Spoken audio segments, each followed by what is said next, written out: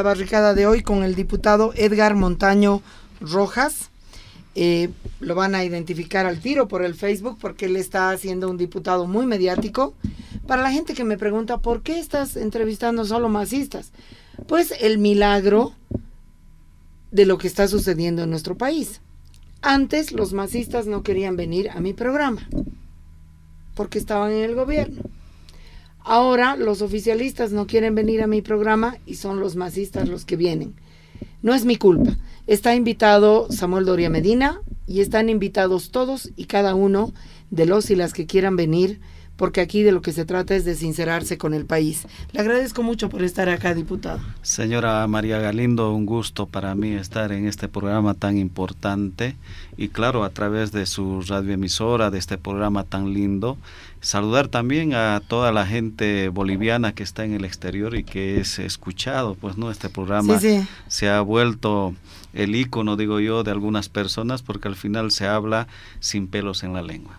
Dígame, diputado, ¿quién es usted? ¿Cómo es que es diputado y es un diputado tan visible? ¿Qué hacía usted antes de ser diputado? Yo soy ingeniero industrial. Antes me dedicaba a la construcción. Es la primera gestión que estoy como diputado, es decir, es un primer periodo. Entonces, a mí me invitó el compañero Chato Peredo, eso quiero decirlo claramente, en su momento, y de ahí empecé a incursionar a invitación de los dirigentes. ¿Pero por qué un ingeniero se mete a diputado? Porque alguien me lo tendría que explicar, ¿no? Eso... Mire, yo estudié en el Colegio Nacional Florida tradicional en Santa Cruz, después pasé a la Universidad Gabriel René Moreno, fui dirigente estudiantil, entonces veía ahí la asimetría que había con algunos compañeros que tenía en mi misma aula. Es decir, muchos de nosotros teníamos que ir al comedor. Ahora, ¿usted es un cambacolla? Sí, exactamente, soy un cambacolla. Un cambacolla. Eso es ser cambacolla es un fragmento muy importante de Santa Cruz, no es un fragmento menor. Es un fragmento muy grande, yo diría un 30% será. Por encima de eso. Por encima de eso. Yo creo que estamos casi ya llegando al 50%, porque al final los compañeros que vienen del campo, de Chuquisaca, de La Paz, son varios. Y claro, he estado también en los residentes cochabambinos y he visto el contexto, cómo es que se maneja en las entradas, por ejemplo, folclóricas que se realizan en las paseñas. Yo he estado en las entradas folclóricas que se realizan de la Virgen del Carmen, por ejemplo, en Santa Cruz.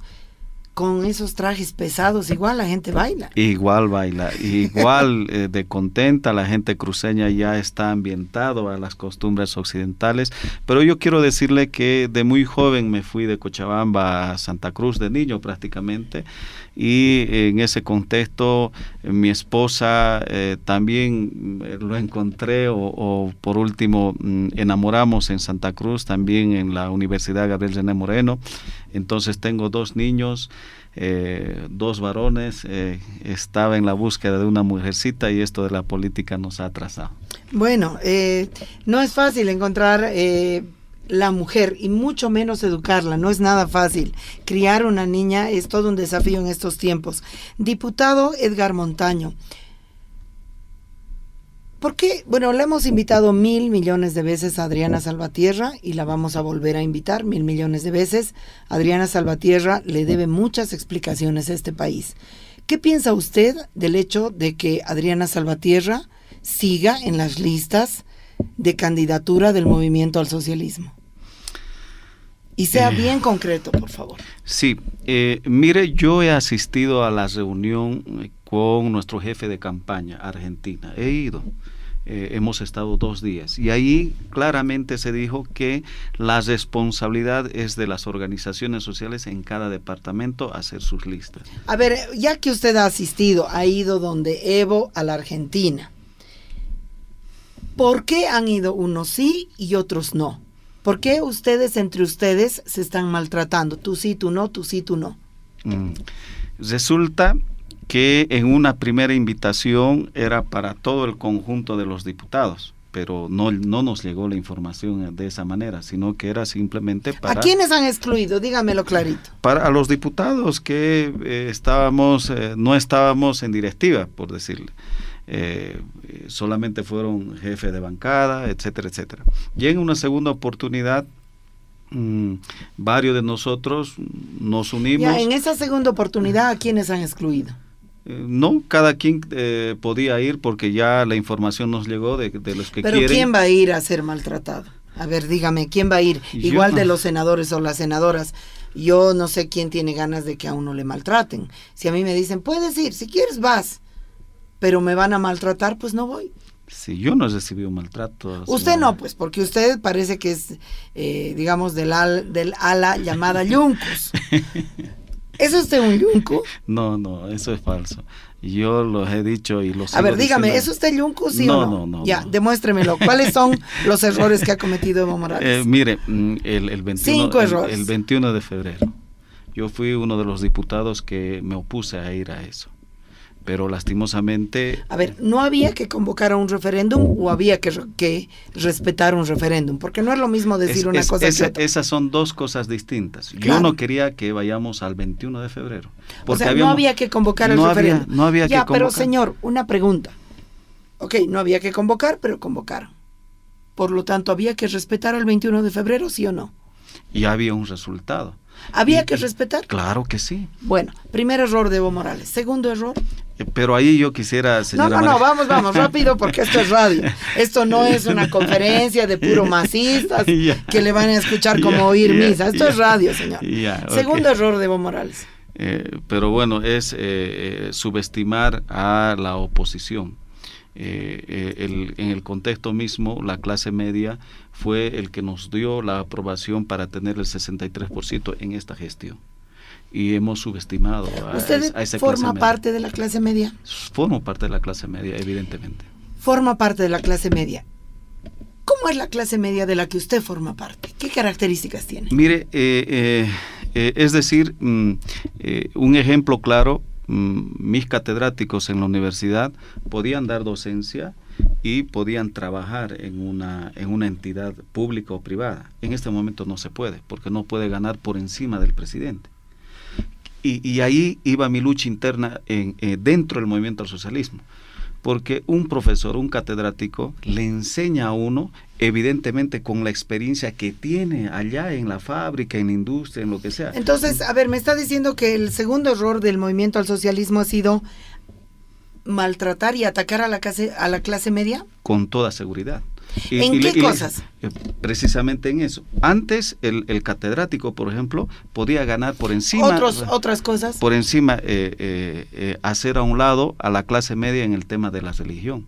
La clase media asiste a las iglesias. Yo le voy a decir una cosa. Yo creo que Evo Morales ha hecho un montón de pactos con las iglesias fundamentalistas, porque no aprobó la despenalización del aborto. ¿Que usted quería que se una más? No digo eso, pero en el contexto, yo soy católico, señora María Galindo. Yo soy atea, señor sí. Edgar Montaño. Sí. Y hay pluralismo, ¿no es cierto? Por supuesto. Claro. Entonces, yo veía, y lo he dicho, no solamente en su radio, sino en el contexto mismo, al interior del movimiento socialismo, cuando inauguramos una obra, siempre estaba la chaya de la Pachamama, y no así un pastor evangélico o un curita de la iglesia. Creo que eso nos faltó. Y de eso se aprovecharon. Tercer error. Entonces, primer error, haber convocado al referéndum. Segundo error, no haber respetado el referéndum. Tercer error, haber atacado a la clase media. Cuarto error, no haber, en la percepción del diputado, no haber incorporado a los evangélicos suficientemente, aunque los incorporó. Los incorporó a los evangélicos, pero nos faltó atraer, digo yo, a los curitas. Quinto error. No haber invertido en las ciudades principales, donde normalmente está viviendo el 70% de la población votante.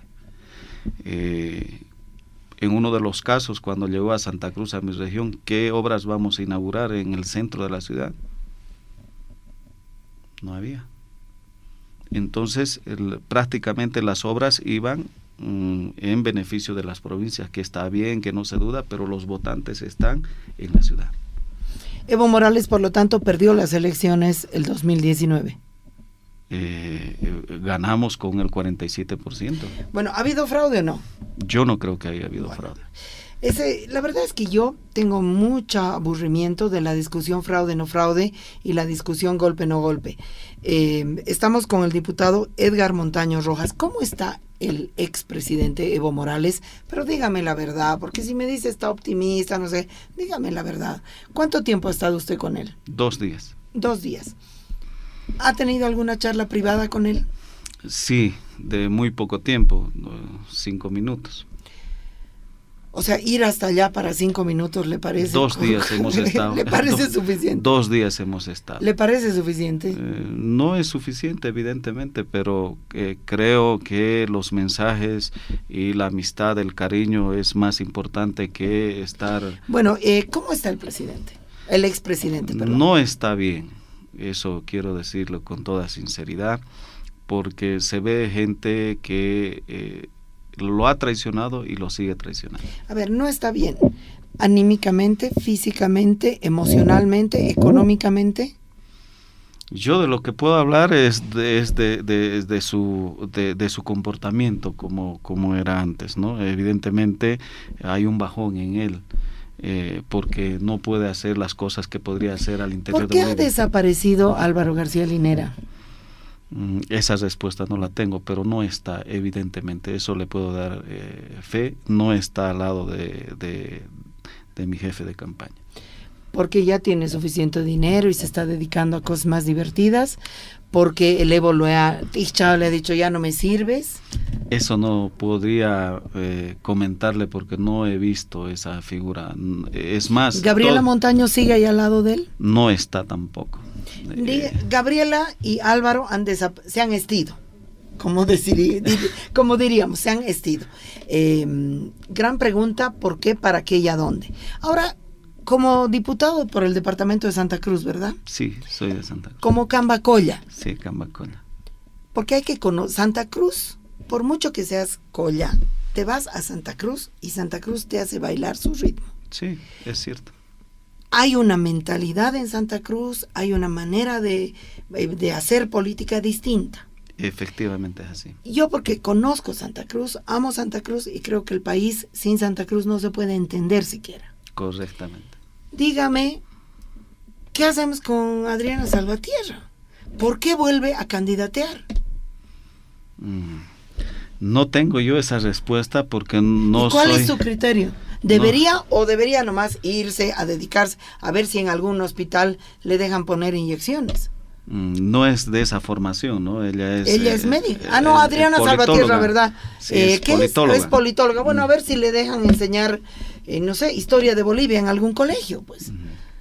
Pero bueno, yo lo que le puedo decir, señora María Galindo, por mi formación, en una empresa o en cualquier institución pública necesariamente tiene que haber algunas personas de experiencia y de cada región debe de haber 1 o 2 personas que sepan del manejo público y en este caso del legislativo.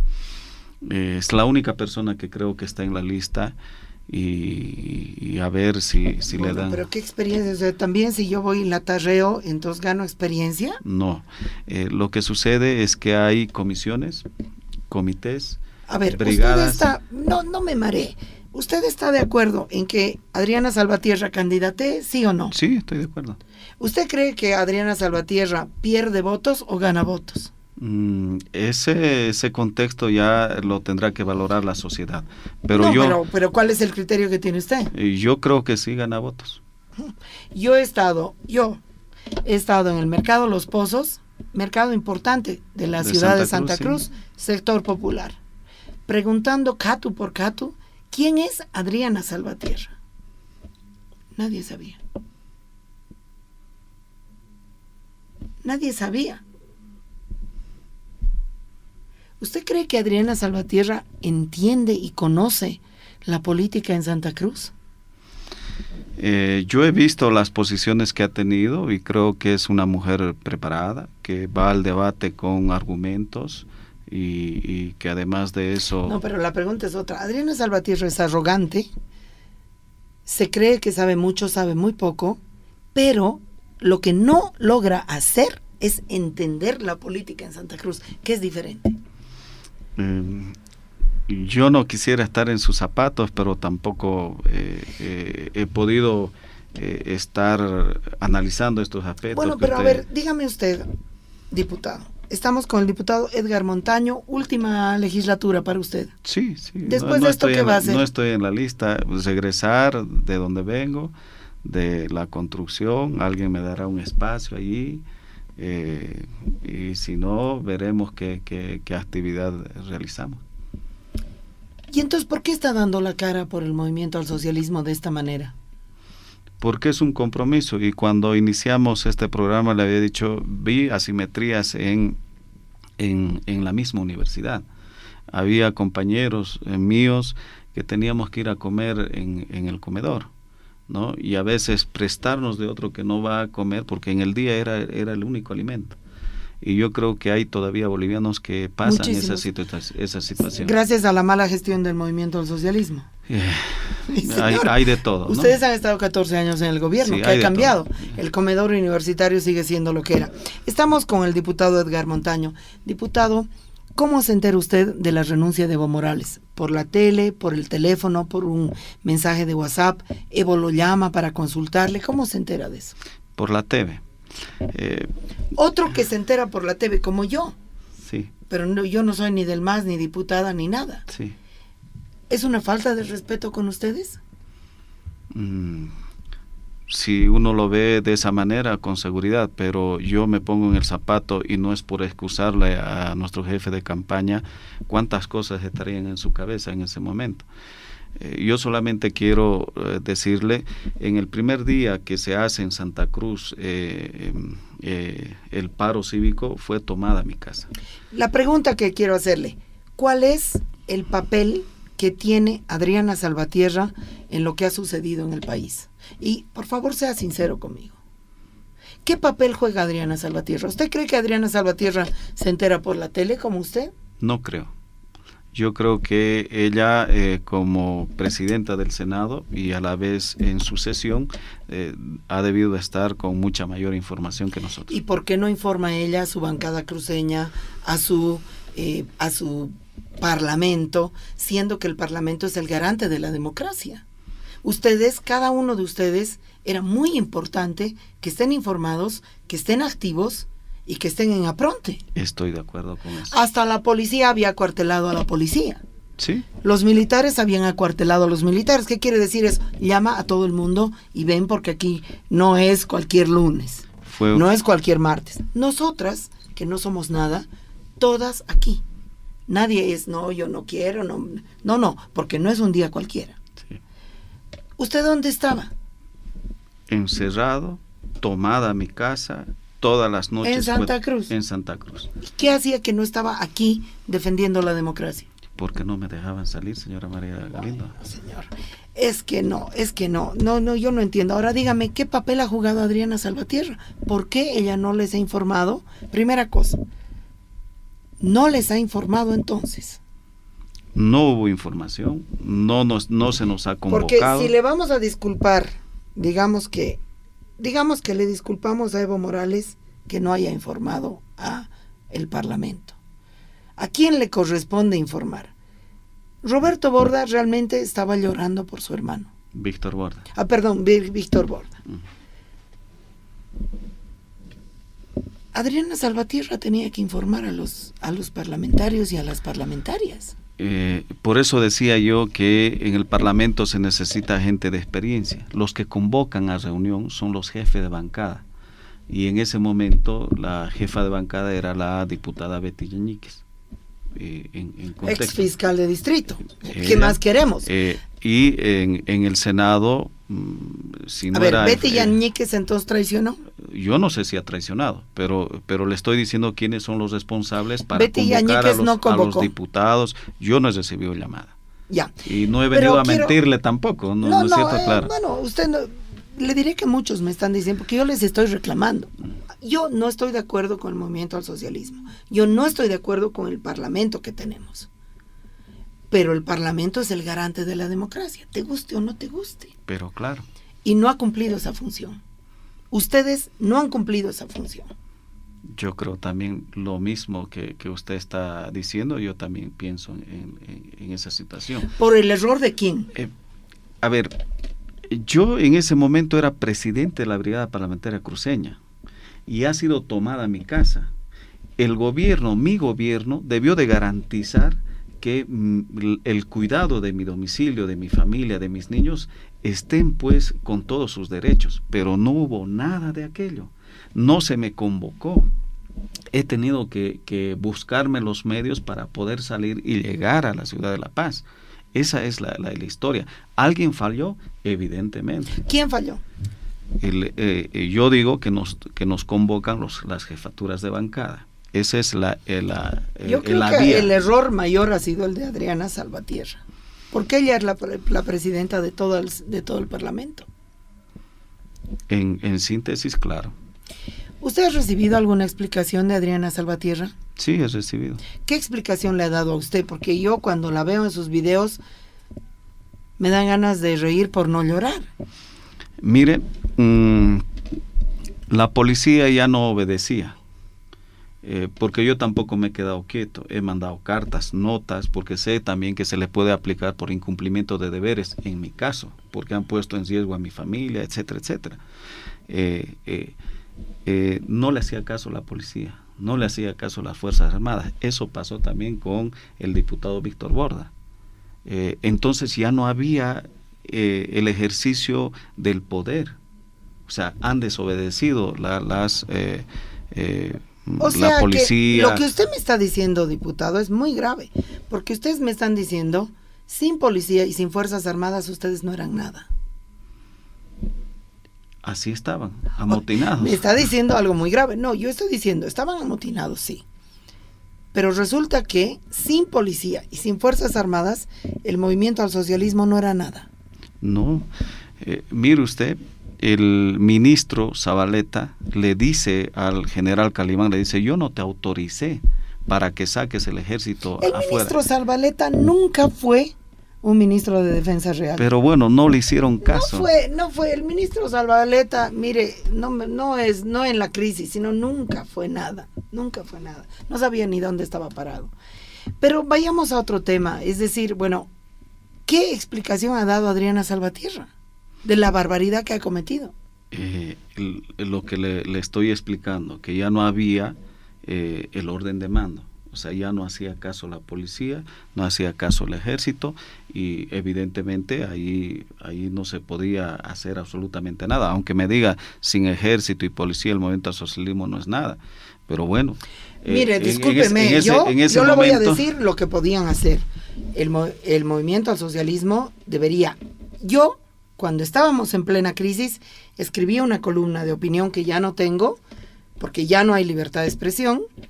Escribí una columna de opinión pidiéndole a Adriana Salvatierra que abra un debate por tiempo y materia sobre lo que estaba pasando en el país. Si yo hubiera sido Adriana Salvatierra o hubiera jugado ese papel, ordenaba que nadie se vaya a sus regiones, que todo el mundo permanezca en alerta en la ciudad de La Paz y hubiera abierto la discusión en el Parlamento para que el presidente, que no era capaz de leer lo que estaba pasando en el país, sea por lo menos capaz de recoger lo que en el Parlamento se decía, porque ya estaba el país en un colapso muchos días. Entonces, Adriana Salvatierra no necesitaba, para abrir un debate por tiempo y materia, oportunamente, obviamente, no cuando Áñez ya había jurado, sino mucho antes, no necesitaba de la policía y el ejército. Y Adriana Salvatierra podía mandar un instructivo a todos y cada uno de los y las parlamentarias, suplentes y titulares, que nadie debe ir a sus regiones, que todos se deben quedar en la ciudad de La Paz. Y es que yo le juro que aunque sea habilitaba salas para dormir en el Parlamento, de manera que el Parlamento garantice la democracia. la sucesión presidencial o lo que sea. Ustedes le han fallado a Bolivia. Con seguridad, y yo de eso no me voy a retractar. Cada uno tiene su responsabilidad, pero bueno, es un hecho que ha sucedido y que obviamente no debemos de y la están premiando con una nueva candidatura. Y vuelvo a repetir, no depende de diputados y senadores. Eso es responsabilidad de cada organización social en cada uno de los departamentos. Esas son seres, porque Adriana no tiene reconocimiento en las organizaciones sociales cruceñas, señor. Vayamos al último punto, el exministro Carlos Romero. Su sede política ha sido Santa Cruz. Usted, su sede política ha sido Santa Cruz. ¿Usted no se ha dado cuenta de lo que era Camacho? ¿Usted no ha ido a ver, por lo menos curiosear, los cabildos que convocaba Camacho? Yo no podía salir, señora Galindo, de mi casa. Un mes antes ya habían destrozado mi camioneta. Lo hicieron, allá decimos pelota, lo hicieron fleco mi camioneta, le pegaron a mi hijo. O sea, ya había un antecedente en el caso mío. Se dejó amedrentar. Y avisé oportunamente a la policía, al ministro de gobierno, Carlos Romero, le dije, mire, esto está sucediendo y posiblemente están tramando un golpe de Estado. Lo dije, en los medios de comunicación también. El trabajo que hicieron algunos diputados y senadores, ahora oficialistas, de mandar una carta a un senador, Ted Menéndez, en Estados Unidos, no era casualidad aquello. Lo denuncié también, la organización de que habían conformado y habían contratado una consultora, Dark Horse. Es decir, ya había un contexto hacia arriba y sabían estos señores a quién iban a atacar. ¿Y por qué no actuaron ustedes a tiempo? Si ustedes ya sabían que se estaba gestando un golpe de Estado, por el cabildo, el último cabildo en Santa Cruz, dice las medidas que van a tomar. Que van a ir a las casas de ustedes, que no van a reconocer el resultado de las elecciones, que le dan 24 horas al presidente, 48 para renunciar. O sea, el cabildo lo hace como públicamente. Sí.